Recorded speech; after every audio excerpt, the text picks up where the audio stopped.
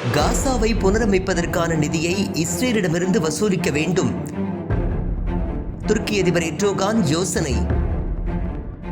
துருக்கி அதிபர் எர்டோகானை இந்தோனேஷிய அதிபர் பிரபோவோ சுபியன்டோ சந்தித்து பேசினார். இரு நாடுகளிடையே 13 ஒப்பந்தங்கள் கையெழுத்தாகின. இதனைத் தொடர்ந்து இருவரும் கூட்டாக செய்தியாளர்களை சந்தித்தனர். அப்போது பேசிய துருக்கி அதிபர் எர்டோகான், காசா விவகாரத்தில் இந்தோனேஷியா எடுத்து வரும் நிலைப்பாடு பாராட்டத்தக்கது என்றார். காசாவை மறுகட்டுமானம் செய்ய இந்தோனேஷியாவுடன் இணைந்து துருக்கி செயல்படும் என்றும், இறையாண்மை கொண்ட பாலஸ்தீனிய தனிநாடு உருவாக்கப்பட வேண்டும் என்றும் தெரிவித்தார்.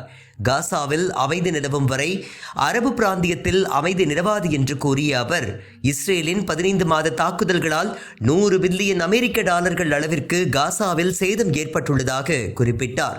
யார் இந்த சேதத்தை ஏற்படுத்தினார்களோ அவர்களிடமிருந்துதான் இதற்கான தொகையை வசூலிக்க வேண்டும் என்று எர்டோகான் தெரிவித்துள்ளார். வீடியோவை உங்களுக்கு வழங்கியோர் www.alyaonlinestore.com. ட்ரை ஃப்ரூட்ஸ், நட்ஸ், கிமியா பேரிச்சம்பழம், குழந்தைகளுக்கான விளையாட்டு பொருட்கள் உள்ளிட்ட 100க்கும் மேற்பட்ட பொருட்களை இந்த இணையதளம் மூலம் வீட்டிலிருந்தே வாங்கிக் கொள்ளலாம். மேலும் விவரங்களுக்கு 9080394821 என்ற வாட்ஸ்அப் எண் மூலமாகவும் தொடர்பு கொண்டு பொருட்களை வாங்கலாம்.